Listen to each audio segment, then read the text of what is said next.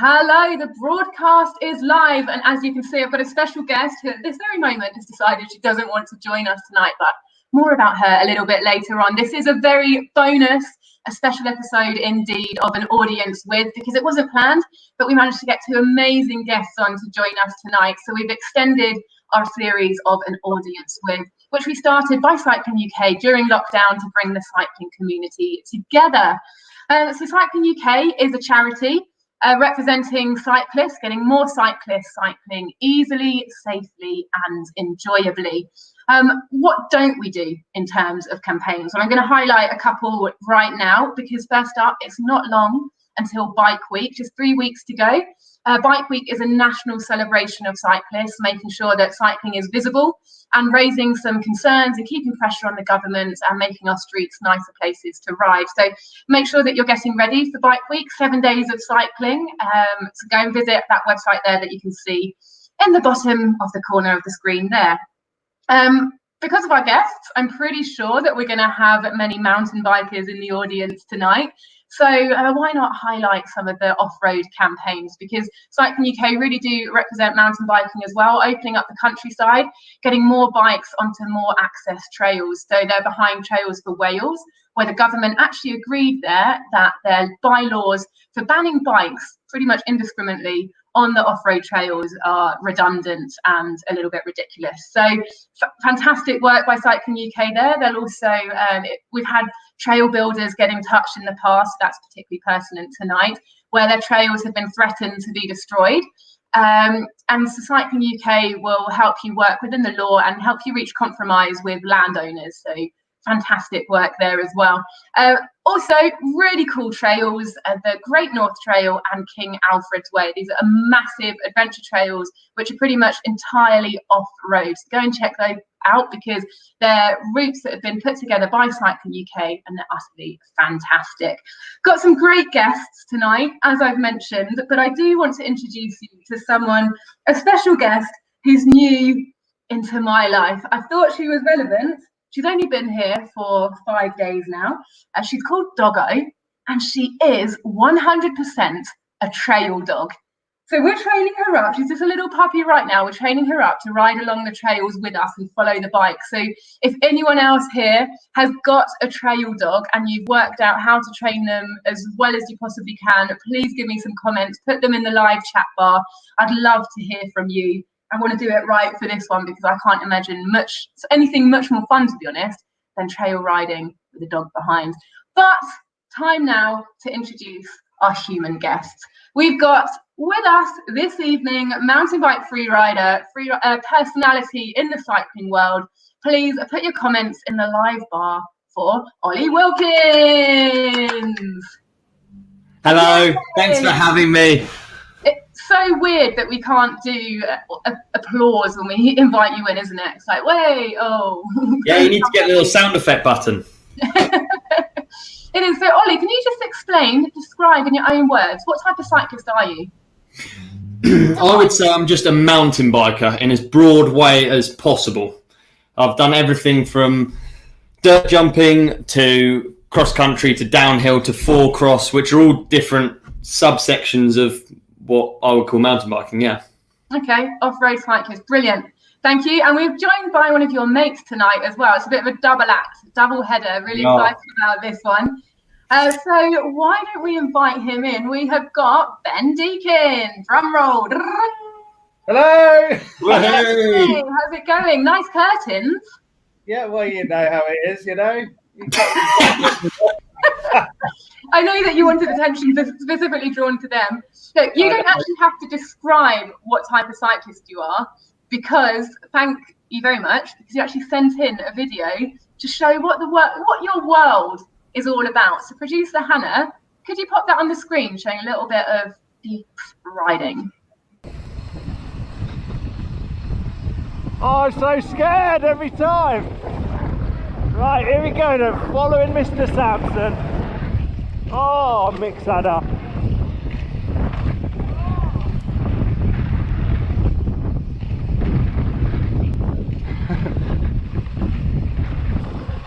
Yes, Blake. On off thing. Bridge. Whoa, boy. Oh. Step up. And this is the biggest feature now. It's like jumping off your house. Big step down into a big step up.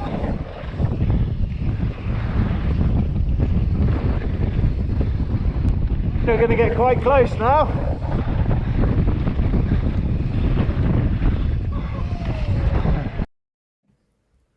Sick!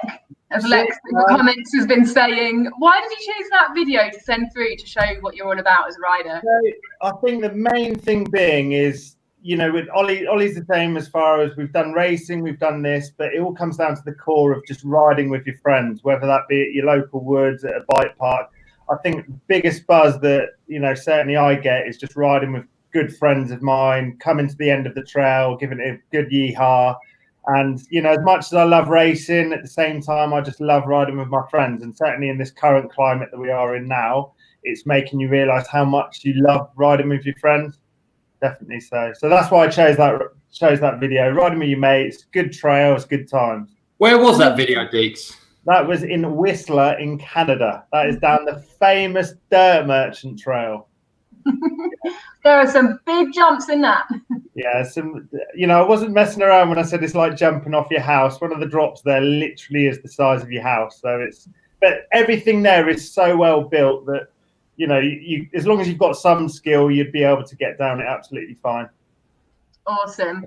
Right, so because we've got a double header today, it's a little bit complicated, almost a triple header with this one, to get you talking. So the rules are, if you've got an object and you want to speak, please put your object or your hand in the air if you want to interrupt someone else. Other than that, I will be using your names to, all right, had enough of that. I'll be using your names to make it really obvious who I'm talking to. So I'm pretty sure you'll be able to get your head around that. Understood. All right. So, Olly, you told us a little bit about the type of mountain biking that you do. How did you get into it? So I got into it. We probably moved to the countryside in Surrey, and I started going on like family bike rides, believe it or not. I'd always been interested in bikes and motorbikes and like, yeah, just moving along on two wheels. But we moved to the countryside, and then naturally, I think, I just wanted to, as soon as I learned to ride, I wanted to learn to wheelie, and then I wanted to learn to go off jumps, and then that became a bit of an obsession. So then jumps became a real big one for me. And was it from quite early on that it became quite serious, that you started getting into racing, or it became a really big part of your lifestyle? I'm not sure it's ever become serious, if I'm honest.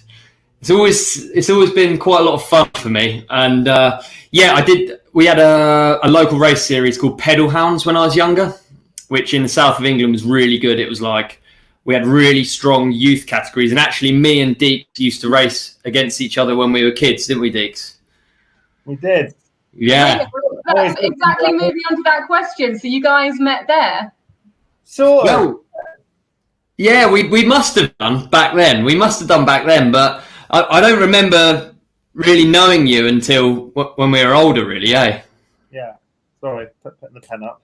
When you were racing the Pedal Hounds, so Ben, when you were racing the Pedal Hounds, from that series, there's actually been quite a lot of talent. There's a big group of people that have raced those and sort of accredited it to bringing mountain biking to a big part of their lives. Did you sense at the time that you were part of something big in that area, that something was brewing there?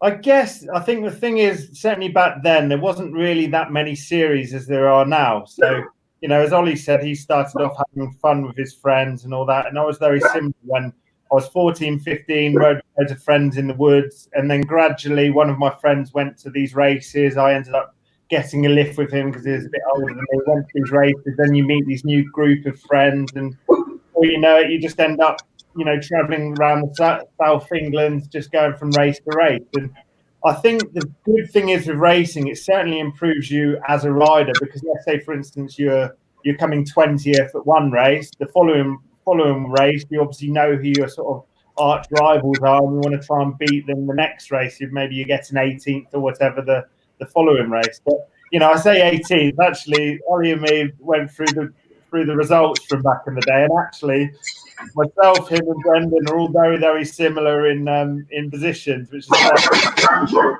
line. So Yeah, it's really cool. And it's almost sick to see all the young kids wanting and inspiring to be racers now. But I think on the other end of the scale is there's so many race series out there that almost takes the fun out of it because everyone's wanting to do well opposed to go there to have fun with your friends. And I think certainly with the way the sport has progressed, you're seeing a lot more people sort of go into it for maybe the wrong reasons now, in my eyes anyway. Yeah, so things have changed. And Olly, I saw your cigar go up there. Well, I think back when me and Ben were youngsters, I think it was a world before internet. So naturally, you didn't have all of this stuff going on and videos and stuff to watch and inspire you. You just had one race event, you know. So on that Sunday, you weren't going to be anywhere other than at the Pedal Hounds race. And I think that's really cool. I think maybe it's something that certainly I've lost now. For me, I don't race anymore, and I'm not really driven to race. Whereas back then, where there was less stuff, the things that you did get, you really valued. Nice. And then so you're valuing it, you're loving it, but you didn't make it your careers straight away. When you sort of reached the working age, you didn't go straight into mountain biking. You both had separate careers before you became pro full-time riders. So, Olly, I actually met you when you were graphic designing. We both live very different lives now. I was fashion designing, you were graphic designing. Were you aware then that you would have liked to, I imagine you were working in office, riding at the weekend. Did you think you'd like to make that step to actually weighting it the other way around a bit more? Yeah, it's a difficult one, isn't it? Mixing like your favourite thing with your job. And I still think that it's a hard one to get right. I mean, back then I was a pro rider, which involved a lot of sort of free t-shirts, but I was still competing competitively. So I worked graphic design alongside riding full time, which is very much, as you say, on weekends or whenever I can manage to organise trips. But I never thought it would really become. I think it's hard to imagine cycling and mountain biking growing in such a way that it has. And probably that's a big part of it. But you did have a couple of friends already in your sort of gang that you would have seen that were living off full-time contracts as well. So do you think that made it more accessible to you, the idea that this could actually become a living? Maybe. I mean, I was trying to organise my own contracts and it wasn't happening. So I don't know. It was much harder back then. The days before internet, everything was print based. So I was trying my very hardest to get in one of 3 publications every month, and you'd fight like anything to just get a single page spread, and that's how I used to get my money. So it was something called Photo Bonus, which all seems crazy now. There's Instagram and there's Pink Bike and there's all of these like online publications. But back then, those things were what ruled whether I could put fuel in my car. Amazing. And so whilst Olly was doing a bit of pro riding life and a little bit of artsy-fartsy office stuff, Ben, you were living a very different initial career. What path were you on? Yeah, I was in a very, very different sort of position to Oliver, and that is, you know, as we talked about the Pedal Hounds races, I was doing a lot of lifeguard duties, all the rest of it to afford bikes and do a bit of college, and then obviously I realised at a very young age that I was good enough to maybe get free bikes, but I certainly couldn't make an out-and-out living from it. So that's when I decided to join the Royal Marines. And then, that was my career. So joined the Royal Marines on day one with 80 other guys and finished with 11 of us in basic training. And then from there, ended up going to Afghanistan and got shot in the middle of Afghanistan with a couple of comrades. So a very, very different life. And I guess because I saw what I saw, it sort of made me go, do you know what, life's too short. I'm going to have a year out before I really decide what normal job to get. And then it was that year out when I went to Whistler and the whole social media generation came around that companies were seeing that this idiot who's shouting oi oi into a camera, actually he's quite marketable. And, you know, I found myself being a professional in a way that I never thought or could have never dreamed about. If I was being honest, you know, looking at the likes of Brendan, I was thinking, well, I'd love to be a professional racer, but I'm not quite at that level to make that happen. And all of a sudden I found myself being a gobwat sit in front of a GoPro, and that's it. That's now my career, and I wouldn't really change it. Obviously, what's created that was getting shot in the ankle, which, you know, I probably wouldn't have had happen, but because it's happened, there's no point looking back. So it's you brought me very nicely actually onto something that I'd like to touch on just for a bit, because neither of you are strangers to injuries. Yet I also know that you're not that keen to dwell on it, which I fully respect.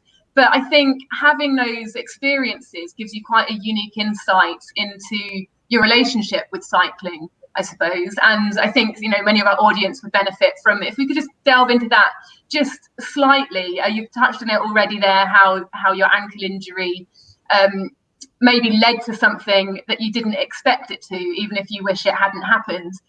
So was there a time where your injury was so bad you thought that you wouldn't be able to follow extreme sports at a high level at all? Back to you, so with you, Ben.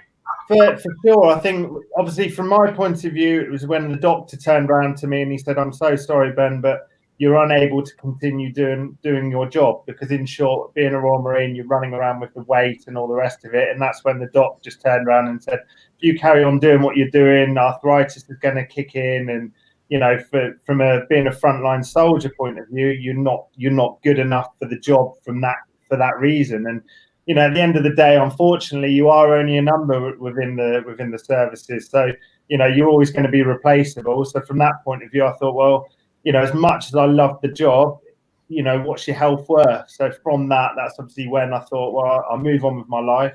And that, you know, admittedly at first I thought I'm never going to be able to ride my bike properly again, because obviously my foot's collapsed. And you just sort of adapt and overcome to some degree. You sort of, you set yourself a goal. As I said, I straight up realised, well, the race results may sort of hinder slightly because of it, and you just find a new way to adapt and go from there, really.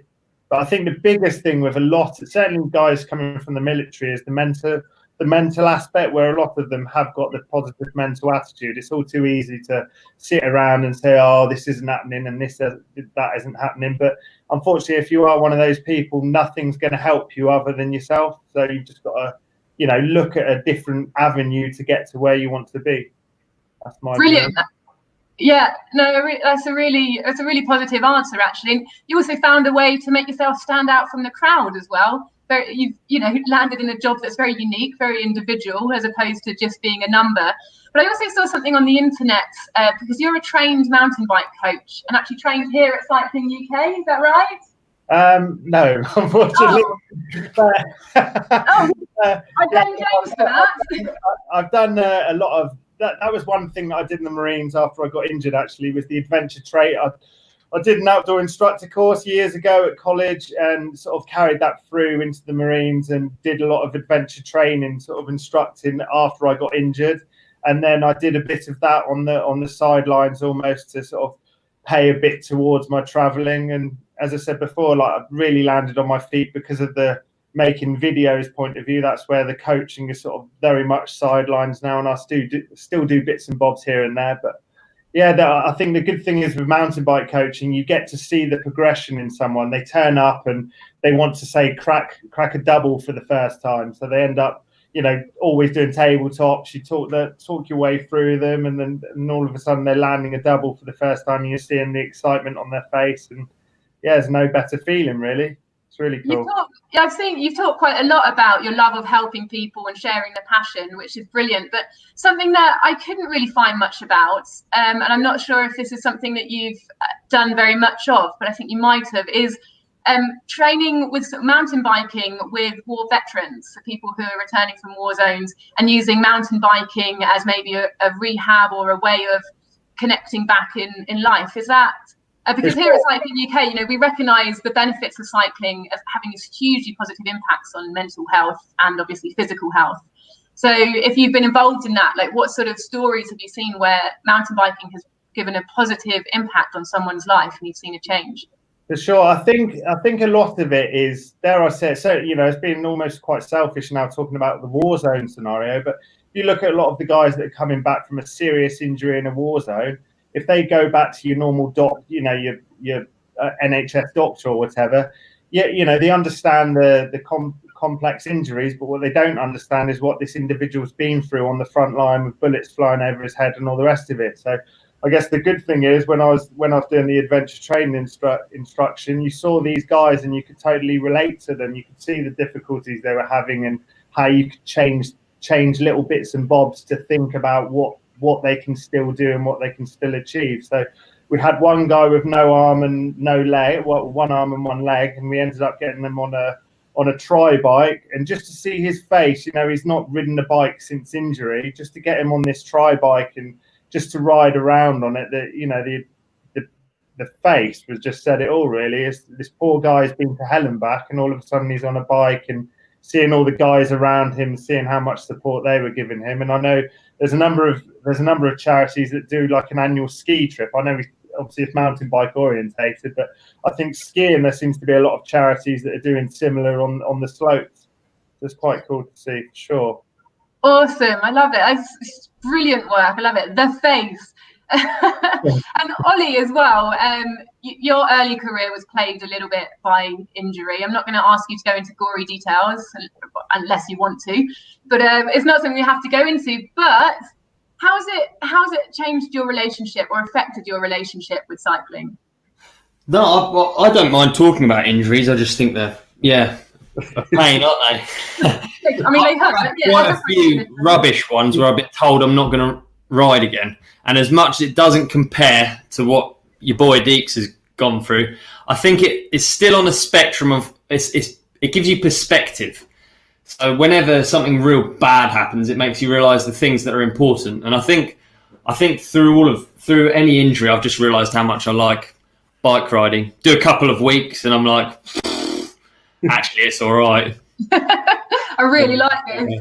Yeah, exactly. But you're right about that perspective, and it has given you a unique insight, I think, because and you probably won't even remember this. It was probably just a throwaway comment to you, but I was really ill a couple of years ago.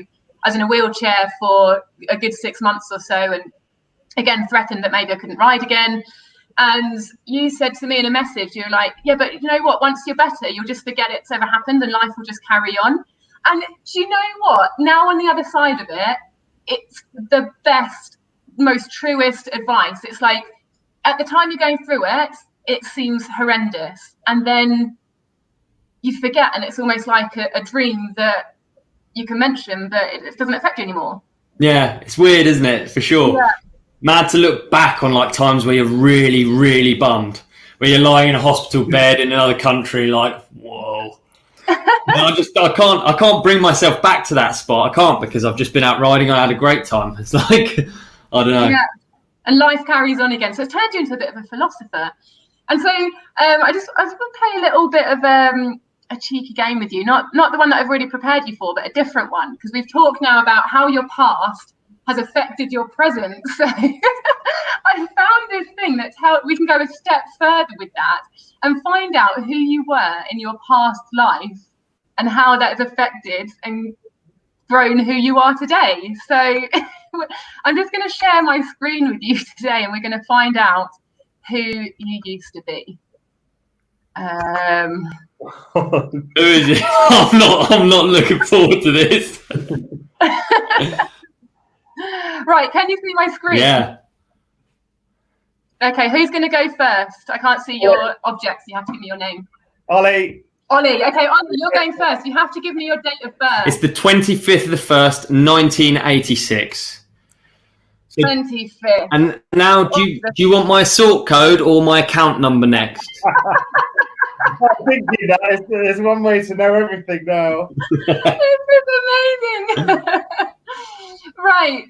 Well, you'll be pleased to know that you were a male in your last earthly incarnation in the 1800s. You're a seaman, a dealer, a businessman, and a broker. So the lesson that your last past life brought you, that you've learned and you're applying now, is that the timid, lonely, and self-confident people are everywhere. And your problem is to overcome these tendencies in yourself and then to help other people. Perfectly summarised. That's me. All over. That's incredible, that is. It's uncanny, isn't it? Yeah. It's crazy. I mean, it's on the internet and it's free, so it's got to be legit. Absolutely, yeah. Yeah. What were you in a past life? I'm interested. We'll find out now. Now they've got your date of birth, your full name, and everything else. Sure, they're sorted. So what's your date of birth? What date were you born on? The 14th of January, 1986. So you only need to change two letters there. Oh, who would have thought you were also born in Burma in the 1800s, and you were also, maybe it's because you both have the same profession now, similar profession, that you were also in a similar profession in your past lives. I mean, let's be honest, if it's a free downloadable app, but they're not really going to go to town, are they? See, I think anything that's free on the internet has got to be good. Believable, yeah. But listen, this is what you learn in your past life, to learn that determination and persistency, and that every misfortune should crash upon your strong will. That's not even a sentence. So I think we need to come back now and stop sharing that screen. But I think we've all learned something here. Yeah, the internet. The internet's always truthful. I like it. It's good. Brilliant. So anyone who's just joining us right now doesn't have a clue what on earth is going on. This is live with Cycling UK. It's an audience with Olly Wilkins and Ben Deakin, who are fantastic personalities in the mountain biking free ride world. Cycling UK is a charity, and these events have been bringing the cycling community together during lockdown, because most people aren't really getting their social cycling fix at the moment. We do loads for mountain biking as well, so if you fancy becoming a member, you can join Cycling UK, and you'll get insurance. Even if you crash into your mate, you'll be covered. Isn't that great? So back to the interview now, back to 2020 as well, to the present day. We're not going to be looking past anymore. What would you say your official job title is? I'm going to ask this one to Ben. I'd say, a brand ambassador. So you're essentially showcasing products through your social media channels. So yeah, brand ambassador / YouTuber / I've basically got my fingers in many a pies, to be honest. I'm not going to lie. So yeah, I guess officially, sounds hygienic. Brand ambassador and YouTuber. Great. I mean, when I said in a nutshell. And Olly? I was just going to go with mountain biker, but I like it. I like what you've done, sending the tin. And what are your feelings now towards racing and competing? You sort of mentioned that things have changed a little bit. That is it more serious than it was in your day, or do you have a different attitude towards racing now? Whoever speaks first goes first. I think Deeks still races. I love it. Yeah, Diggs is an absolute out-and-out racer. When I was younger, I used to do judged events, and it kind of ruined it. I became sponsored, and then it just stopped being fun. And honestly, to this day, I can't get hyped to go racing because I want to go riding more. So that sounds real stupid, but I do so much riding, and I don't do one type of riding either per day. I do as many different types of riding as possible, and I don't really want to go racing either. So what's your answer to that, Ben? Everyone's different. Well, I think Olly's lying because he is fourth in the Philippines national championship, which he hasn't let off about. I think that the racing side has definitely changed. There's definitely a massive change in the dynamics and everything about racing. I think the difference, certainly with myself and Olly, is the fact that Olly's relying on free judges or whatever to tell him where he's come, whilst in timed racing, you're against the clock and there's not really any lying. You're either that side of the second or that side of the second. I think that's the biggest difference. Judged events are always down to that individual, thoughts on their run, opposed to a timed race. You can't really lie about it, and that's what I love about racing. I'd say the bad thing about racing now, certainly as I've got older, it's made me realise what I actually love more about mountain biking, and that is, if I do go for a race weekend, I want to have as much fun as possible. Yes, don't get me wrong, when I'm on the start line, I want to give it my all. But I'm not, Sunday evening, I'm not going to cry if I've come second and I haven't won or whatever, It's as soon as it's over, have I had a good weekend, then great. I'm certainly not going to throw my bike across the finish line if there's a malfunction. It is what it is. And you know, as I said earlier, I think as you get older, you realise what you love more, and I certainly just love riding with my friends now. So does that mean that your yearly calendar is based around the race calendar?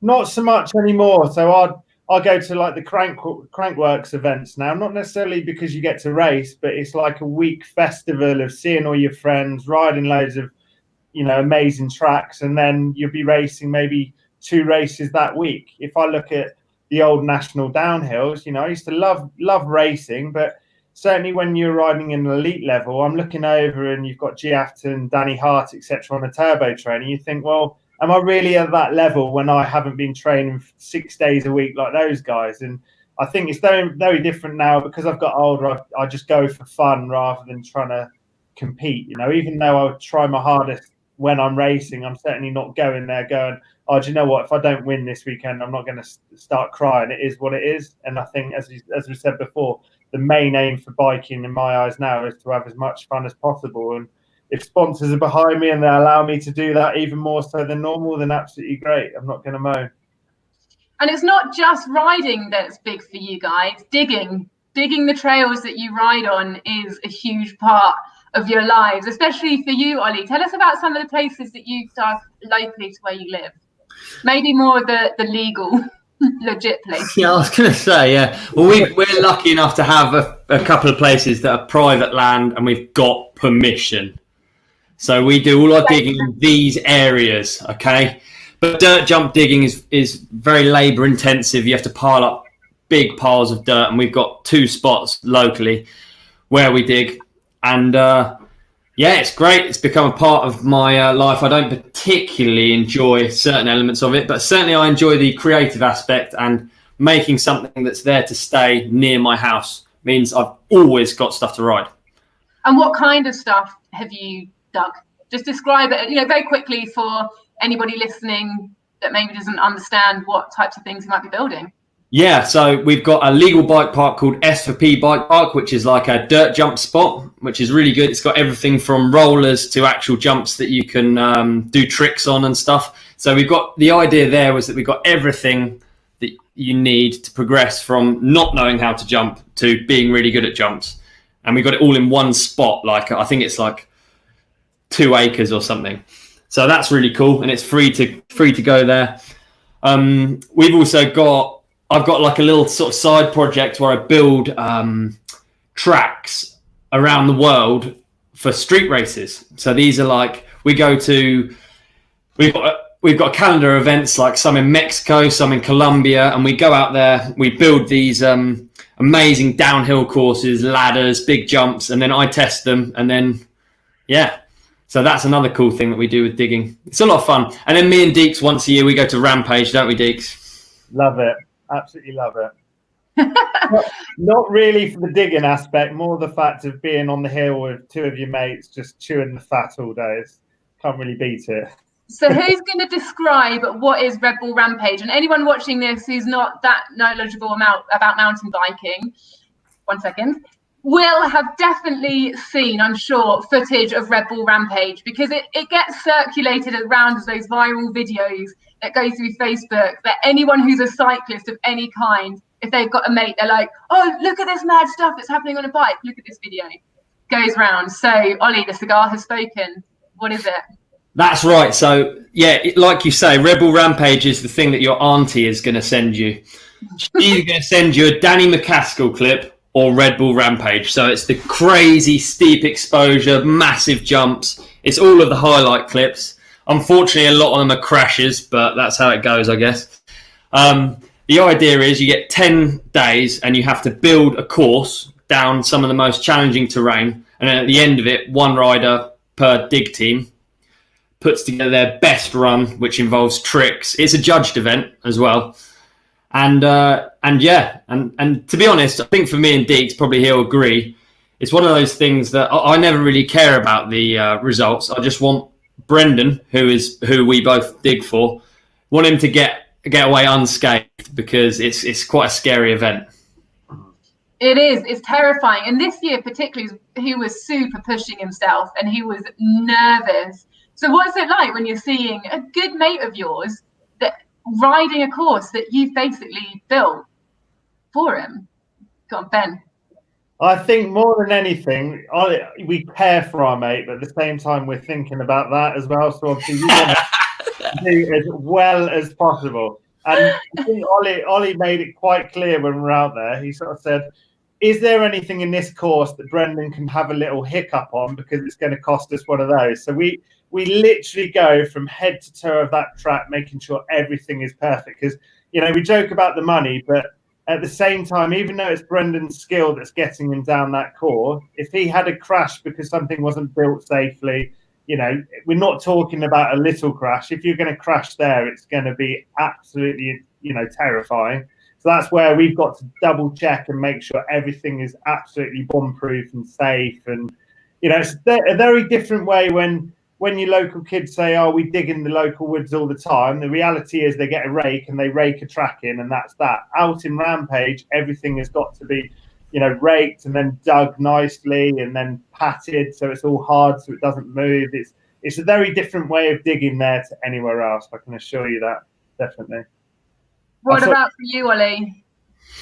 Yeah, it's horrible. Obviously, he's like Bren's like my best friend for years and years, and it's pretty unusual in life for either us to dig anything without both of us riding it. And obviously, I don't get the chance to ride the Rampage course that we build for Brendan. Not that I particularly want to, but yeah, it's a very strange thing to just send your mate off some massive jump without also being there testing it with him. And so do either of you have plans or ideas to take part in it one day? Definitely not, no. I'm good for Rampage. I think I'll be up for riding some of the stuff there without the helicopters, the name calling, and the hoo-ha. I just want to give the audience a little opportunity here to definitely see what we're talking about, because you can see exactly what they mean by consequences of crashes here. So I've just done a quick Google search. That's the sort of thing. And when you're there in real life, is it worse or better than what it looks like in the photos? Worse. Sure. I think you really get to see the consequences. I mean, obviously those photos of Brendan's Canyon look absolutely insane, but what you don't obviously see is the build up that goes on to that. So when you see the live broadcast, these guys have all, you know, hopefully all tested all of their features. So I think the worst time is seeing the build up in practice where they're having to hit this feature for the very first time without sort of test riding it first. They you know, you haven't got anyone else to rely on for speed or anything like that. You're that first guinea pig who's got to send himself over that jump or canyon or drop or whatever. And certainly going on to Brendan's Canyon, you know, it's horrible watching him for the first time because, you know, there's no get out there. It's not like you can suddenly just break halfway and roll over the top, because it's not like a normal jump. If you rolled over the top, then that's it, you know. Go on, Oliver.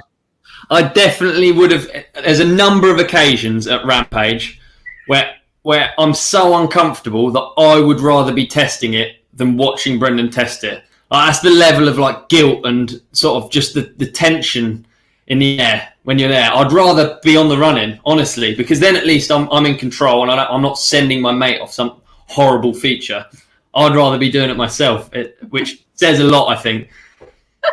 So do you just like hold your breath and hold hands with each other? It's horrible. It is horrible. So we've got a weird tradition every year that Bren has a canyon, which is most years every year that we've been to Rampage, it's kind of become his thing.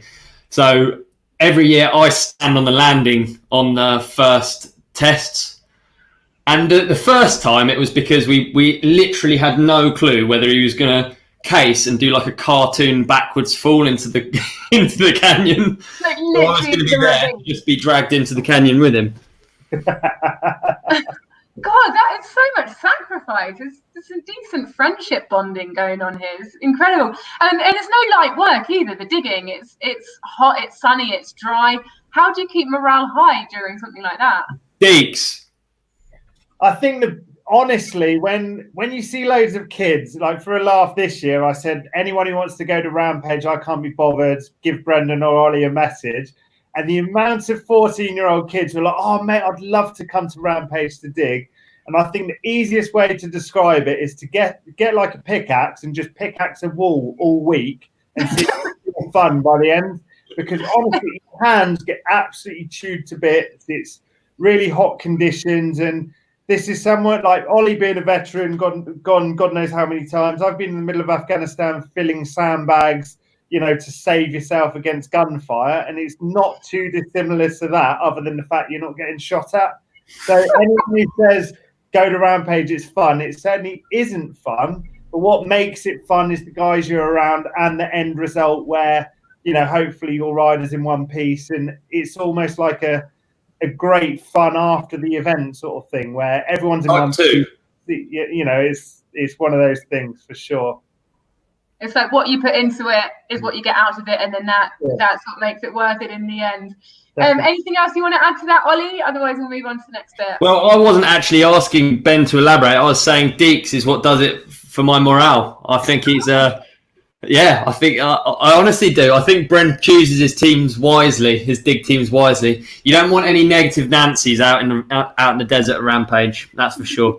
Deeks is a positive guy. I think if you've been shot at, Rampage seems like a walk in the park. Well, as soon as there's any negativity, sort of that someone's head goes in there, and they just get a little reminder now and again. Actually, you had a half day of negativity at the last Rampage, didn't you?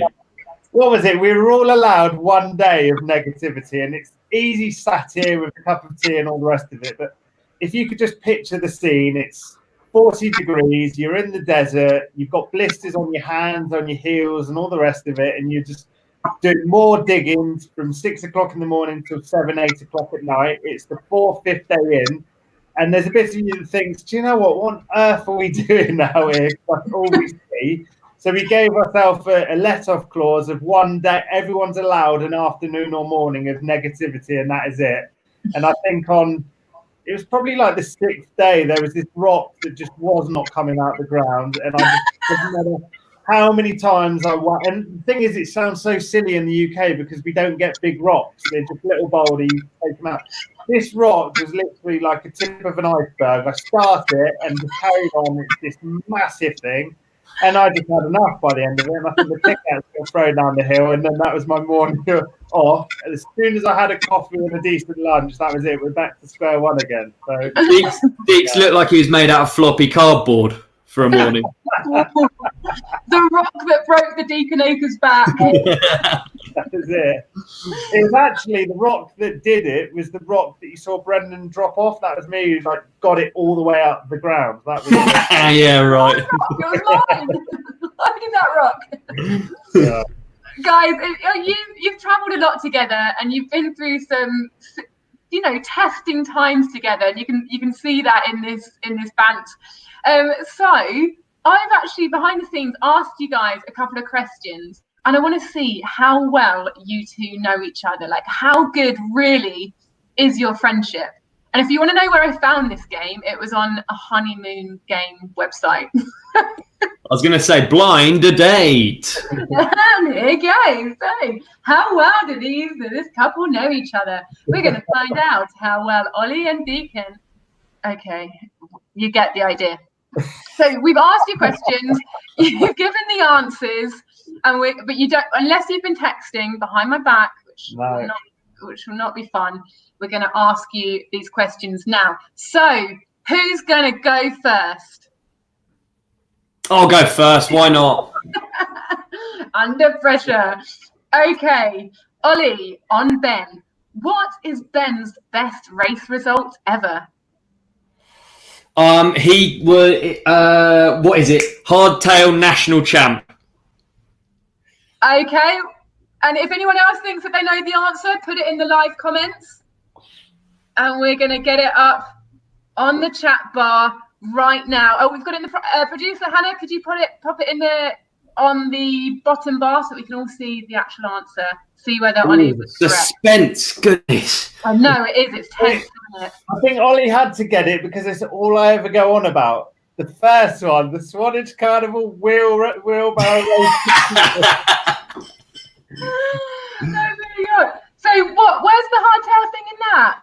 I forget. I totally forgot about that. I was actually the hardtail national champion. No way! Yeah. 0 points. Producer Hannah, if you could also keep the results as well. So I'm throwing you a lot of stuff behind the scenes here. And Olly on Ben still. How frequently will Ben service his trail bike? Oh, so much. It's so annoying. He keeps it so clean, all immaculately clean. He's got little brushes and little bags with little foldy things with different liquids. Oh my goodness. Makes me What answer do you want? Like, do you need it a minute? I think that's good every enough. 5 minutes? Yeah, you get the Producer idea. Hannah, if we could see that result. Ta-da! Oh yeah, there you go. OCD, yeah, I think that's definitely a point. That's a point there to Olly. Olly on Ben still. What is his breakfast of choice? Oh, that's tough. I actually don't. I don't know. We always just eat together. Yeah, but we just eat whatever, don't we? Do you have any clues, Deeks? To be fair, you can't judge it on Rampage. You've got to think Rampage is 5 o'clock in the morning. Like, our eyes aren't even open by the time we have breakfast, are they? No. If we were going for a nice posh nosh near you in the delightful hills of Surrey, what would we have? Oh, well, he'd have poached eggs and avocado, maybe with some sourdough toast. No, close. That's all right. Well, that's definitely another point. Well done. This is brilliant. By the way, to the audience, if you want to start getting your questions ready, because we're going to open it up to a public Q&A very, very shortly. And still, so Olly, what is Ben's most annoying habit? He gets me in headlocks at 6 in the morning, and he gets me in headlocks, and then he chokes me out using his skills that he's learned as an elite services member.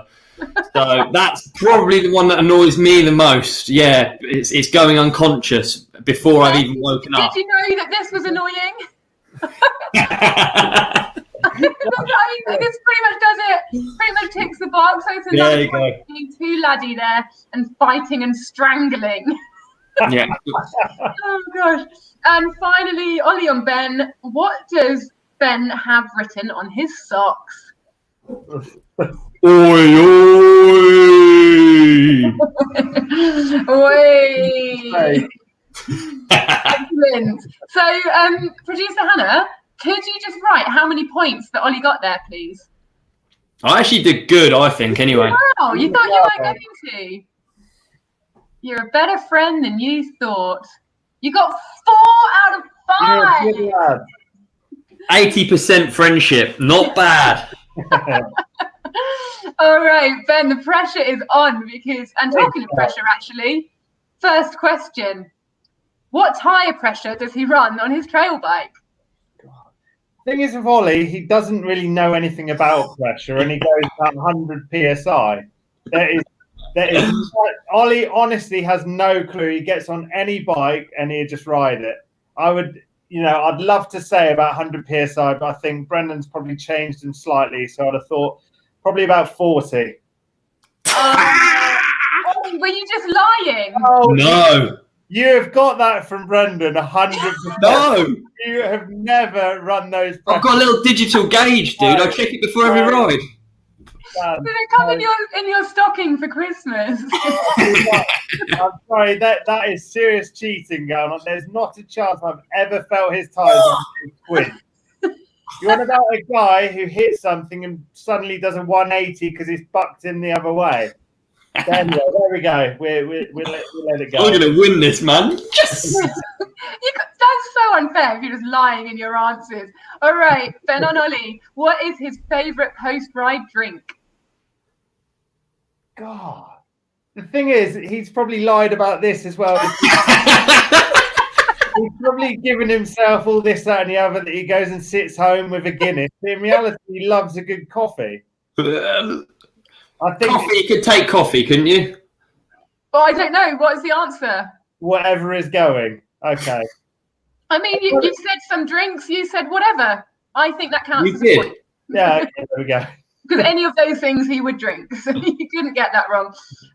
What is Olly's most embarrassing moment on his bike?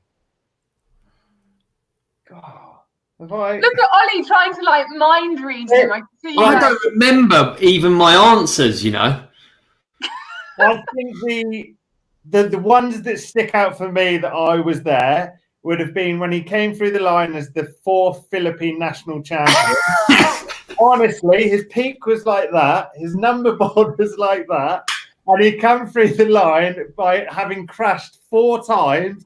And I sort of said, how'd your run go, mate? He just collapsed the floor as if he's had nothing worse in his life. But I bet he wouldn't have remembered that. No, I didn't. Peak there, GoPro literally in his face like this, where he's crashed so many times. Yeah, that's the first one that sticks out. Oh, it's Yeah, such a good I wouldn't story, remember though. that. I wouldn't remember that. I feel like you should get half a point just for telling. Yeah, that's actually a better one, Deeks. That is a better one. Do you know what it's proving? It's proving that Ben knows you better than you know yourself. It is true. It is true. This is deep. Okay, if not including passport, bike, that, what item could Olly never travel without? His phone. I'll give you a clue, though. You need your phone to go through boarding control, so it doesn't count. Oh no, the vloggy camera, which is a thing that's about 50 years old. Oh, come on. It's quite a recent thing, Ollie's diary cams, but obviously quite a lot of people are liking these. So it's about 50 years old, so it's like the age of someone's... His granddad cam. His dad cam. His dad cam. Yes. And whilst we're here, I'd just like to take the opportunity to send you to my YouTube channel where I have all kinds of content, filmed some on my dad cam and some micro. You check that out. More coming soon. Great. And you know what? We're actually going to be nice enough to put that in the comments so people can click on it and follow. Don't worry, Hannah, we'll do it after. And final question. If Olly isn't feeling confident about hitting something new, I thought this would be a good one for you because of your like helping people with their mountain biking. What will convince him to go for it? I get him in a headlock and tell him to man up. Has that actually happened? I give it the sympathy vote, sort of stroking him on the head, going, "Oh, come on, mate, you're better than this. Come on, you can do it. I mean, if Brendan can do it, you've got this, haven't you?" Might get a small violin out as well while I'm there, but yeah, I think realistically with Olly, I'd just tell him to take some man that up tablets. Okay. You got I don't think we can give you a point for that. I'm always confident, right? When you ever see me not be confident? It's true. It's true. Can I point out you are the worst guy for advice? If that was the other way around, there is not a chance in hell that Olly knows the correct coaching techniques to help people through something. Prime example is the Roll It video. Have a look in my YouTube channel down below. And all right, we'll get that in the comments too. So, final results. If we could have them in the chat bar, please. We're going to do a little bit of a drum roll. Who's the better friend here? Is it Olly Wilkins or Ben Deakin, who've travelled around the world building and riding jumps? Ben, 2.5 out of 5. Okay. Olly is the better friend. What trophy is that, Oz? Is that like your football trophy from year 2 or something? This is my Rampage trophy for the best gun. Oh, there we go. From Team Pork and Leek. There we go. Sorted. There's so many things that just aren't even intelligible in that sentence. I don't know what you're talking about. Great. So now let's give the audience, thank you so much for joining in, a chance to ask their own questions. So if you've got anything that you'd like to ask Olly or Ben, so we're going straight through with another Olly W here, Olly Wakeman. Where are your favourite places to ride in the UK? Whoever speaks first goes first. I'd say officially Rogate Bike Park, mainly because I get to have after beers with all the guys and it's just good vibes. So Rogate is part of the B1KE Bike Park sort of trail centres, so they've got free places around the UK. But Rogate's always good vibes, certainly in the winter because it's all sandy based. And I think Olly Wakeman, I remember him from years ago. I think he used to race Aston Hill, if I remember. But anyway, there we go. There you go. Hey, Deeks, you took the words right out of my mouth. That's what I was going to say as well. Rogate Bike Park. And if not, I would probably suggest you go to Bike Park Wales because there's every range of trails you can ever imagine, and you can learn to mountain bike really just there. It is that good, isn't it? It is. Great answers, guys.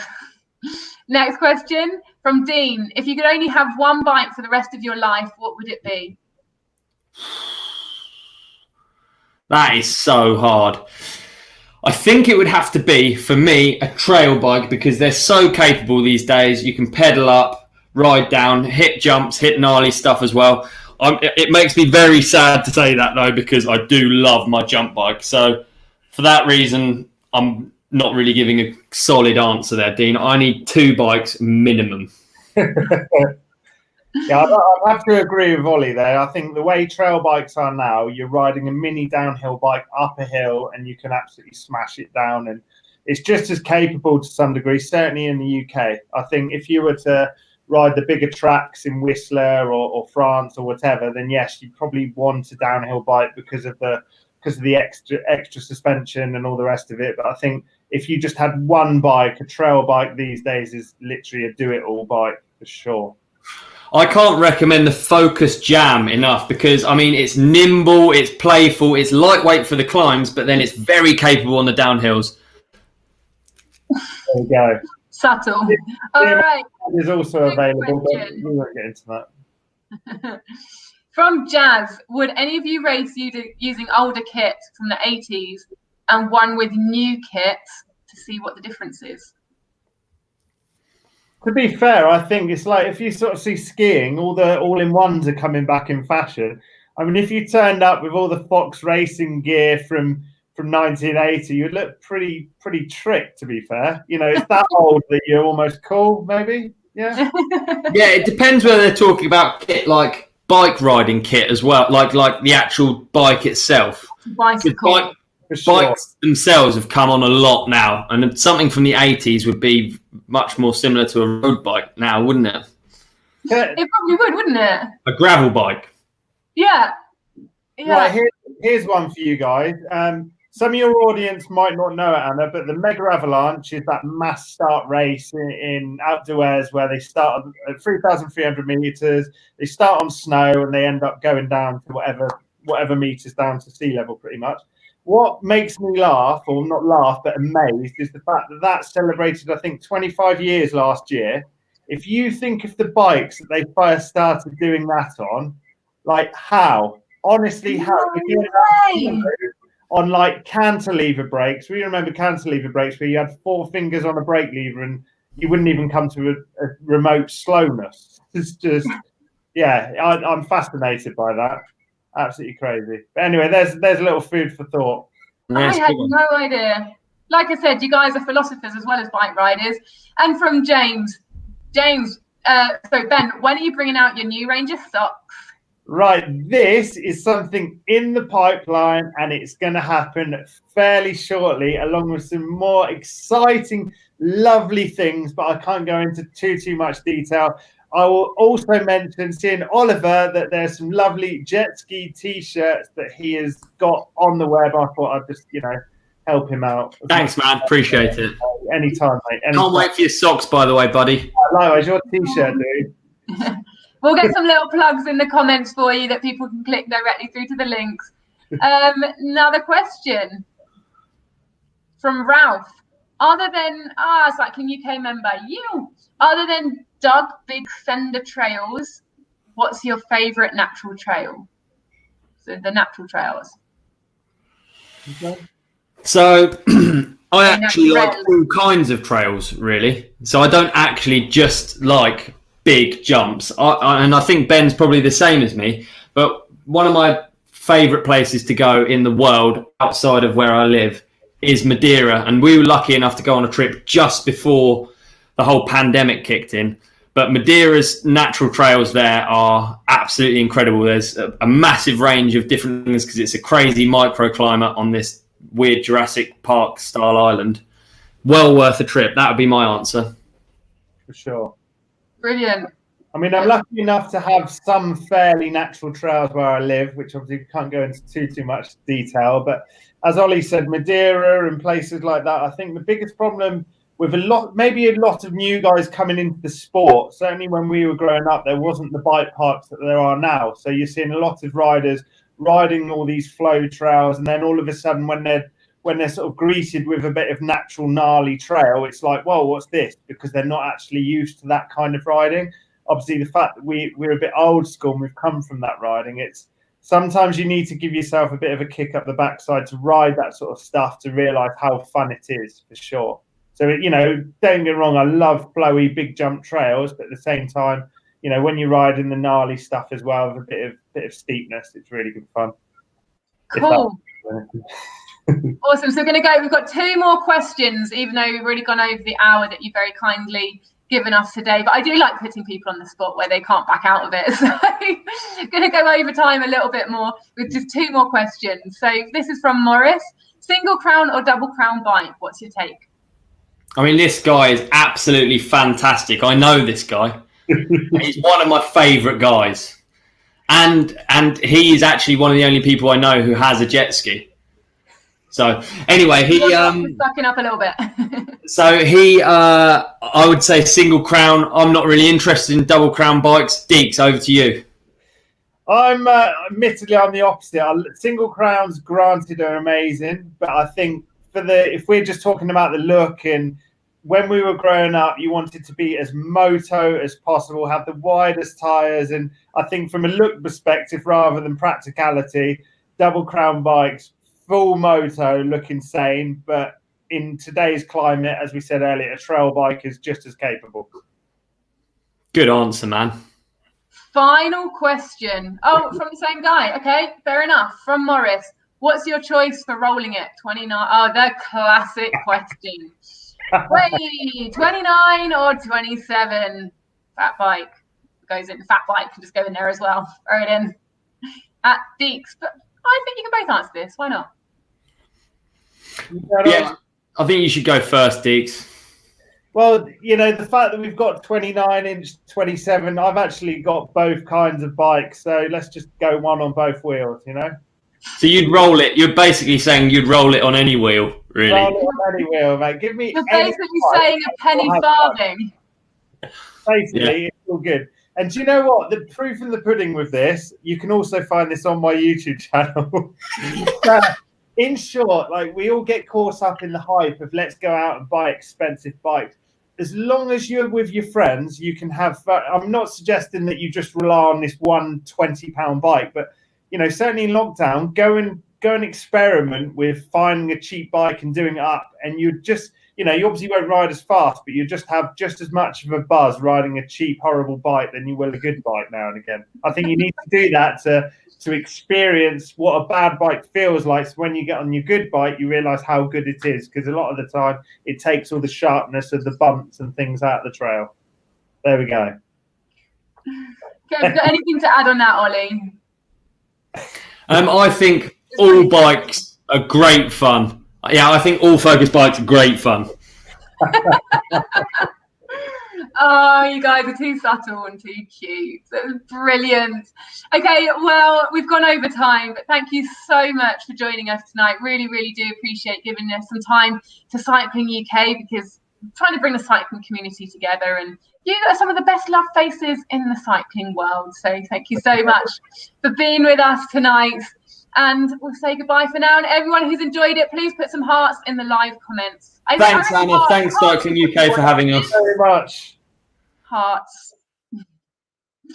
Okay, and not only is that the end of tonight's session, that is the end of this season of An Audience With. So Cycling UK started this during lockdown to bring the cycling community together, and it's done amazing things. We've spoken to so many of our members and introduced so many new people to Cycling UK and everything that we do.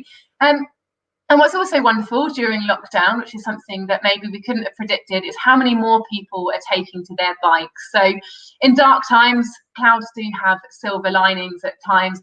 I just want to say thank you so much to everybody who's joined in with us, whether you've come to watch one of your favourite people, to ask them questions and getting involved in the live chat. I do have some questions for you. I'd love to know, who was your favourite? Which interview did you enjoy the most? And big one, if we do a season 2, who would you like to see? So get those comments in the live chat, because we do read them. We will be taking them on board. And hopefully we'll see you next time for season 2 of An Audience With. In the meantime, please do go and check out the Cycle UK website, find out about all the campaigns we're doing on road, off road, and generally making the UK a nicer, safer, and more enjoyable place to cycle. Thank you, and see you in season 2.